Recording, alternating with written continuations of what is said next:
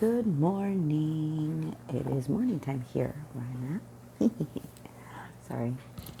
I don't know why God wanted me to sound like Mr. Rogers' Neighborhood. He's had me singing that song this week. So I'm back.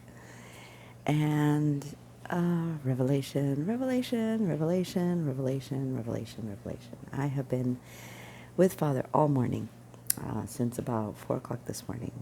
He's had me go into bouts of sleep and then wake up and then everything. And Moses, you brought this on, okay? So I have been mulling over my dog and the leprosy, and let's just begin, shall we? So God has been highlighting the skin, the skin, the skin, the skin, because his skin is bare. And I'll show you. His skin is bare. He's got no hair in certain areas. He's got hair in others, but not everywhere. And as we all know, he's a shepherd lab mix. So as we all know, these dogs are fully covered in hair. And he has chunks missing, like on his lower chest area, his hind legs, mostly his back. He does have hair on his lower back, and on his hind legs, and on his front legs, and his muzzle, and his head. But his eyes, ears to hear, eyes to see. Okay. God is telling us, is showing me through my dog, and he confirmed that word through Moses. Because sometimes I too need confirmation, because otherwise I just feel like I'm making this stuff up, just like you. And so I have been asking Father, like, why does he look like this? Why is he still dealing with this? You promised me 2 years ago in December, it'll be 2 years in December, that he sent me the angel of death in a vision, telling me that my dog would heal, that my faith has healed him. And whenever I get into bouts of fear or bouts of doubt, I remember that vision, that death, because I asked death, are you here to take him from me? And he said, no. Because of your faith, he has been healed. This illness has run its course, and it will be removed. I've been waiting for the fruition of that confirmation. And this was God reminding me. And also a way to teach us what it looks like when you have to lose the old skin. You can't put new wine in old skin. And just after Moses, you put all that wording, all that information into the comments, God highlighted certain words about my faith, about the leprosy, about the witchcraft, about the dream that I had, because I had the dream about the monsters before you posted all of this information, okay? So God was like giving me all of it like he gave me the end first and then gave me the beginning, and then he filled me in with you. So, and he does want me to sing. So we're going to do a little song first. I recorded this song and I posted it on YouTube a long while ago. This was probably 2022 when I was still in California. And so if you're welcome to go listen to it. I'm only going to do a short rendition. It is a song that I've been singing periodically, and when I was in the wilderness, like the physical wilderness, because my life not only is a parable to the Bible, but prophecy comes through my life, comes true through my life. And I was worshiping God and I was singing. This song just came out of my mouth. I do not know what this song is. I do not know what language this is. I do know it's a language. I just don't know which one. If any of you do know, feel free to comment and let me know if you know what the words mean. I know what God told me they mean, but you know, it is a song that says, "I love you, Father. I love you, my God. I worship you. I live for you. I die for you."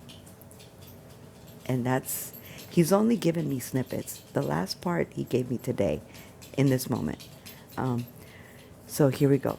Rasha le'ama, Rasha le'ama, Rasha le'ama, Rasha le'ama, Rasha le'ama, Rasha le'ama, Rasha le'ama, Rasha le'ama. And I periodically will sing this song to God, especially when breakthrough has occurred. And it bursts out of my mouth. I can't even explain it. It's not, like the first time it happened, I was like, I don't even know what these words mean, but it feels wonderful. And I kept singing it. And shortly after I started singing that song, my tire blew out and I should have died because my car should have flipped. But God kept the tire together. Glory to be to God. Okay, so he is talking this morning about new wineskin. And he took me to Matthew, and I have to write it down because I'm doing it as I'm talking. I'm doing the the the scripturing and the chronologically of this because, yeah, today is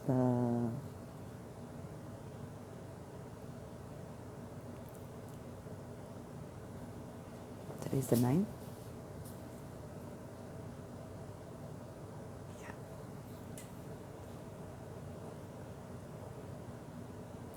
Okay, so write down scripture, Matthew 9:17.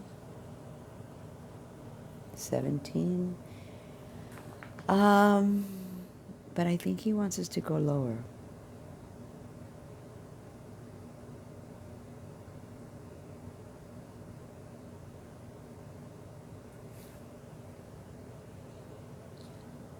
Okay. God is, wow. So he wants us to go from 17.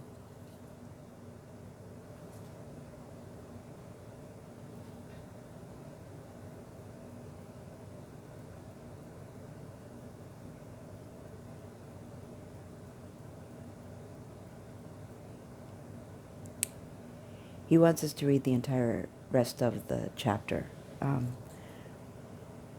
Now, if you have seen some of the titles I have been writing, it has been saying that it is time for the harvest. Okay? God is good. So, we're going to start with verse 17 in chapter 9. And it says, "Neither do men put new wine into old bottles, else the bottles break and the wine runneth out, and the bottles perish. But they put new wine into new bottles, and both are preserved." Okay, we're going to keep reading because he hasn't revealed anything else to me right now. And the next portion deals with healing. The healing of a ruler's daughter, and the sight and speech restored, and the laborers for the harvest.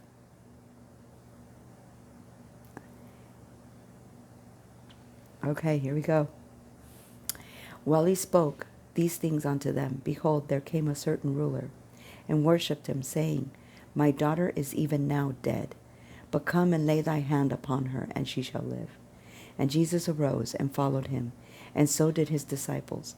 And behold, a woman which was diseased with an issue of blood 12 years came behind him and touched the hem of his garment. Oh, I have to stop there because I have to give testimony. From the time I was 15 until the time my son, my last son was born, which was 23, I had been dealing with a blood issue. My monthly flow was only 3 days. But in those 3 days, I would use a 32 pack of maxi pads. Now, men, I'm sorry, you're going to have to bear with us. So, I wasn't allowed to use tampons. The woman who raised me said that that was for the filthy women. Her words, okay? This is the kind of woman who raised me, who beat me, and so she wouldn't allow me to use tampons. So I used maxi pads, and I would use 32 of them. And I used 32 of them since the day I started my, I started my monthly flow when I was 13. And no, younger than that. I was 11 when I started. And when I turned 15, my monthly flow was unbearable. I would get seriously debilitating cramps. And so much so that the woman's mother, my grandmother, would keep me home from school. And when my mother would come home, she would complain because I didn't go to school. My grandmother would say, "Leave her alone. She's not doing well." And so when I had my child, my last child, God gave me permission to tie my tubes. It's all going to come full circle. I'm 49 years old now. I am not at an age where a woman should have children. Medically, I cannot have children. But God is going to make a miracle of my heart, of my body, and allow me to have children. You'll get to see it. You'll get to witness it. And you'll get to experience the joy of me becoming a mother once again. Because that is my greatest. I have asked for God for love, not material things, not anything physical that I can touch. I've only wanted to be loved, to be accepted, to be protected, to be cared for, to be respected and seen. Because my whole life I was never seen. I was never thought of. It was, "Oh, I forgot you were here. Oh, I didn't realize that you were in the room." Yeah. And so when I was 23, I did that. And because I did that, when I was 30, I was able to go through a procedure. Because at this point, I couldn't have children, but I was still having this heavy, heavy flow. And literally, it was like I was dying every month. And so my doctor recommended a procedure that they would electrify the interior of my uterus, cleaning out any impurities, making sure that my womb was clean from anything that could have been introduced into my womb because of the life that I was living, the witchcraft that I was under. Shortly after that, I couldn't have sex with my husband anymore because I was married at the time. I couldn't do it anymore. The physical sight or the thought of being with him intimately made me sick to my stomach. So God created walls, and eventually he didn't ask me for that anymore. So I was saved from having to experience that. And The reason that is because he was the one going out and sleeping with women, random women, and then coming home and bringing that filth to me. So God didn't want what he just cleansed, what he just cleaned thoroughly, to be muddied again. So he made him repugnant to me. He made him something that I didn't want to be around. And if you guys go back to my previous videos, even to some pictures, you'll see that this tooth is not as far back as it used to be. And my teeth are getting straighter. That's because no imperfection can be in a godly body, in a vessel of God. So I have faith in my Father, and this is all good. This is all tying together, because my dog's legs are healing. The cuts on the back of his legs are healing, and they're healing in a way that is miraculous. I have to take pictures because what it looked like before to what it looks like right now, I'm in awe. But let's continue reading. For she said within herself, if I may but touch this garment, his garment, I shall be whole. But Jesus turned him about, and when he saw her, he said, Daughter, be of good comfort. Thy faith hath made thee whole. And the woman was made whole from that hour. And when Jesus came into the ruler's house and saw the minstrels and the people making a noise, he said unto them, Give place, for the maid is not dead, but sleepeth. But when the people were put forth, he went in and took her by the hand, and the maid arose. And the fame hereof went abroad into all that land. Now we're going into verse 27. Sight, speech restored. And when Jesus departed thence, 2 blind men followed him, crying and saying, Thou, Son of David, have mercy on us. And when he was come into the house, the blind men came to him. And Jesus saith unto them, Believe ye that I am able to do this? And it's a question, so I have to read it as a question. Sorry. Believe ye that I am able to do this? They said unto him, Yes, Lord. Then touched he their eyes, saying, According to your faith be it unto you. And their eyes were opened, and Jesus straitly charged them, saying, See that no man know it. But they, when they were departed, spread abroad his fame in all that country. As they went out, behold, they brought to him a dumb man, possessed with a devil.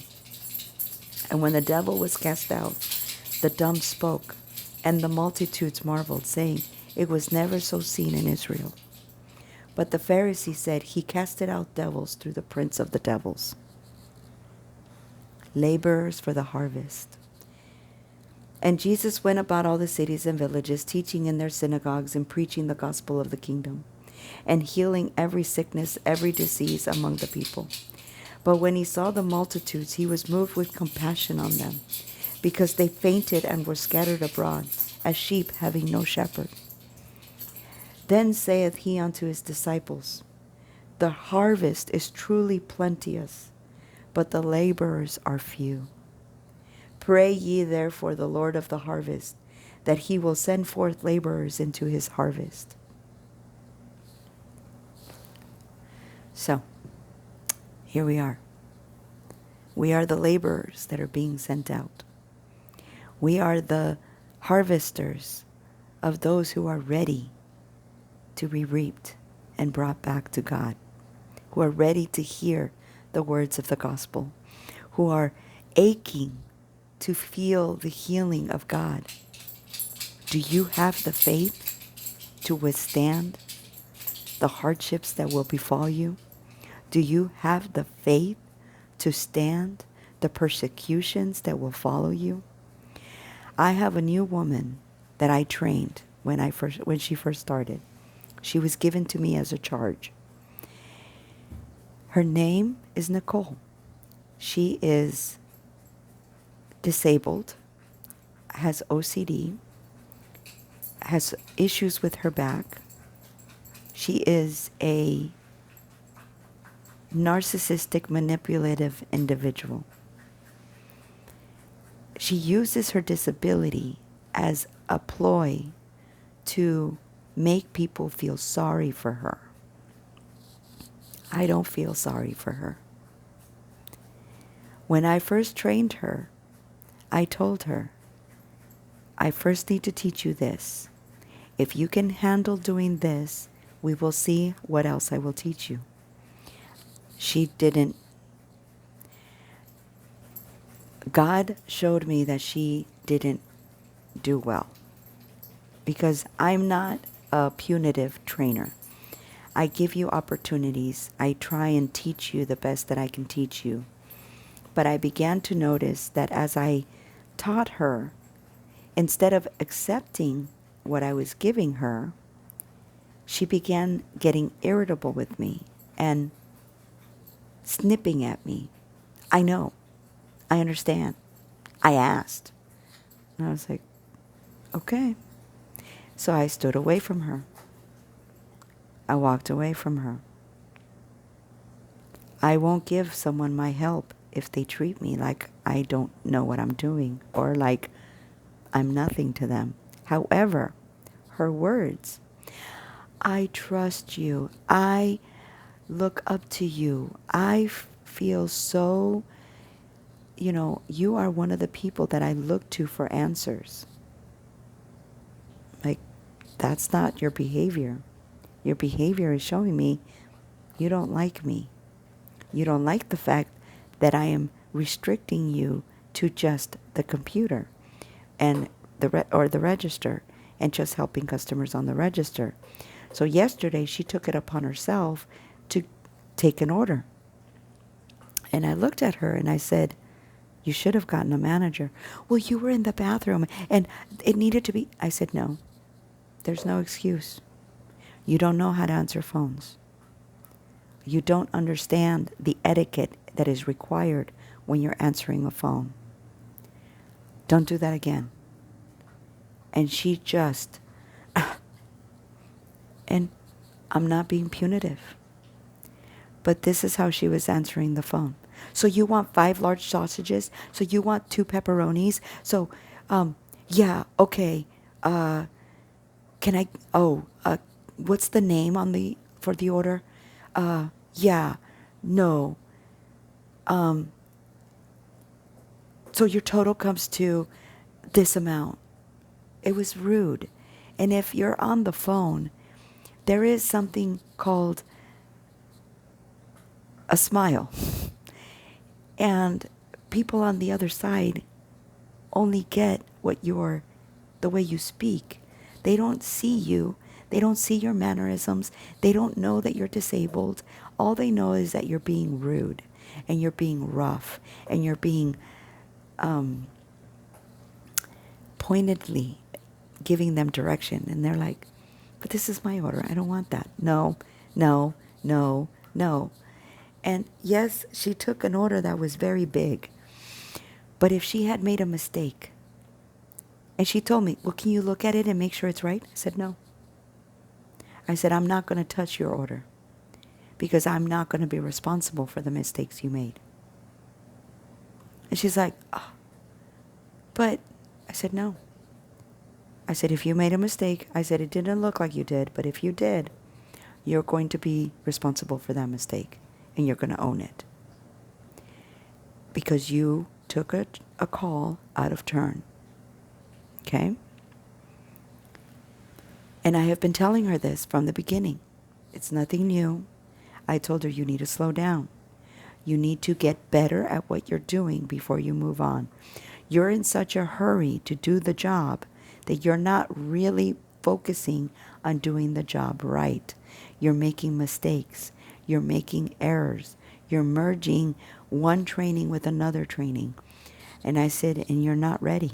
You're not ready. God showed me last night that this woman has a spirit over her, which is why she is having the issues mentally, physically, with her being. Because instead of humbling herself, instead of taking the information I'm giving her and understanding and listening, she wants to take over. She's like, no, I'm better than you. I can do this better than you. And I can feel the words that she's thinking. And I'm just looking at her going, may God have mercy on her soul. Because this is her last chance. I am her last chance. Remember when I first started this channel, I started with saying God sends me to the lost sheep, the one sheep. He sends me to the last ones, the ones who are giving one last chance. How they treat me is how they will face their judgment. That hasn't changed. The difference is I no longer have to go looking for them. God is now bringing them to me. And He told me from the beginning, watch your heart. Watch your judgment. Like, okay, Father. So when she's around, I don't judge her. But I don't bleed for her either. I don't feel sorry for her. We all have the same opportunity to come to God and ask for His help. It's the individual who chooses not to. Okay. Coffee break.